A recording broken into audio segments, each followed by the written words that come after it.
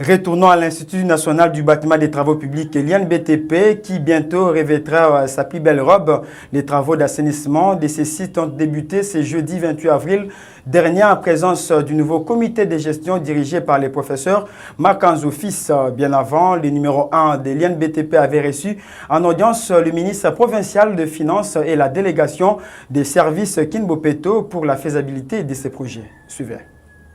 Dans les soucis de redorer l'image datant de l'Institut national du bâtiment et des travaux publics, le nouveau comité de gestion chapeauté par le professeur Makanzou Kimwangana Fils n'aménage aucun effort pour assainir les sites universitaires de l'INBTP insalubres tant de décennies. Aussitôt entré en fonction, le directeur général, le professeur Makanzou Kimwangana Fils, a fait appel à l'expertise des services d'assainissement de Kinbopeto pour répondre aux doléances des étudiants vivant hommes qui respiraient jours et nuits des odeurs nauséabondes dues aux immondices qui envahissaient cet environnement. Ces travaux d'assainissement qui se font en urgence s'inscrivent dans la vision du ministre de l'enseignement supérieur universitaire Moïndo Zangi Boutondo qui voudrait à tout prix la viabilité des établissements de l'ESU comme partout ailleurs, a dit le professeur Makanzou Kimwangana, directeur général de l'INBTP. Hier, juste après la remise et reprise,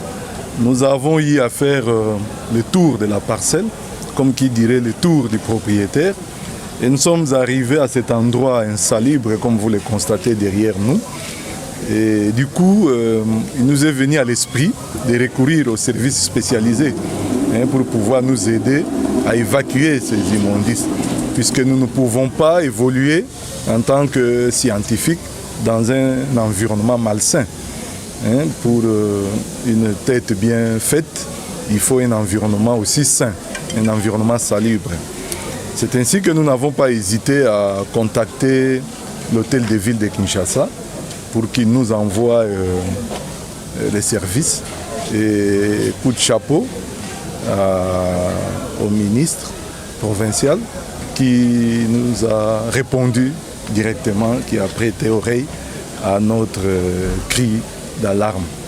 Nous formons des ingénieurs et ceux-là même qui doivent aller travailler, ils doivent apprendre déjà à vivre dans un environnement salubre.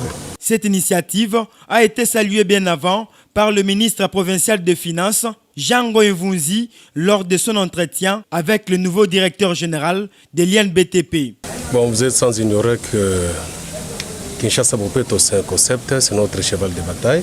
Jusqu'à hier, quand nous avons reçu l'appel des responsables de l'INBTP, je suis accompagné pour le moment avec le cordon de Kinshasa Bopeto qui s'occupe de la technique. Alors nous sommes là avec des engins justement pour commencer le travail. Les étudiants, c'est l'avenir de demain. Ils ne peuvent pas vivre dans un milieu insalubre. Ce n'est pas bon parce que c'est la cause même de plusieurs maladies. Alors on ne pouvait pas attendre.